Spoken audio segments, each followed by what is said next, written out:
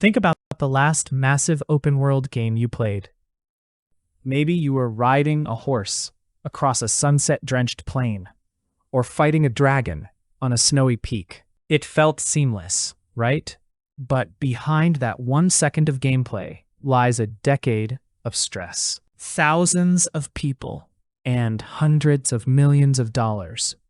Making a AAA video game is arguably the most complex form of art human beings have ever attempted. It is not just making a movie you can control.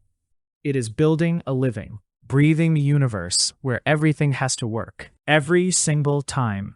It all begins in a phase known as pre-production. This is the honeymoon period where a small team of leads, writers, and concept artists sit in a room and ask one question.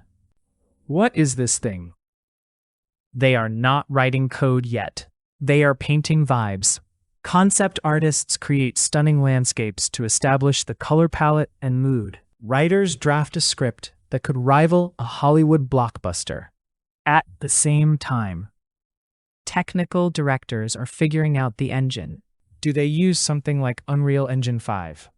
Or do they spend years building their own proprietary technology just to get the custom physics they need? This phase also involves creating a vertical slice. Imagine taking a tiny ... 5-minute chunk of the final game and polishing it until it looks perfect. This slice is the proof of concept. If the vertical slice works, the studio greenlights the project, and the real chaos begins.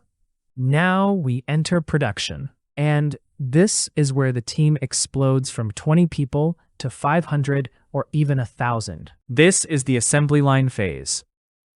Level designers start grayboxing, which means they build the entire world out of simple gray cubes to see if the layout is actually fun to walk through, before the artists spend months making it look like a forest. Character high-poly models are sculpted with millions of digital polygons. 3D animators are at motion capture stages dressing actors in spandex suits with ping-pong balls attached to them. And sound designers are out in the woods, recording the sound of breaking branches to simulate bone snapping. Every single department is working in a silo, and the biggest challenge is making sure they all fit together. If the combat designer changes the speed of a sword swing, the animator has to redo the arm movement. The sound designer has to retiming the whoosh sound, and the VFX artist has to adjust the particle sparks. It is a massive web of dependencies where one tiny change can break 1,000 other things. As production nears the end, we hit the most grueling part of the cycle: alpha and beta. Alpha means the game is feature complete. Everything is in there, but it is probably broken.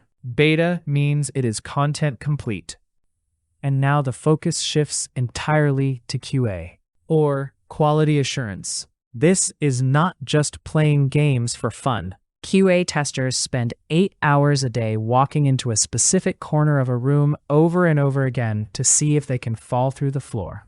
They are looking for game-breaking bugs that could delete a player's save file. This leads into the infamous crunch, a controversial period where developers might work 80-hour weeks to hit a hard release date. Finally, the game goes gold. In the old days, this meant the master disc was sent to the factory. Today, it means the 1.0 version is locked. But the work is far from over. Most teams immediately pivot to the day one patch to fix the bugs they found a week after the game was finished.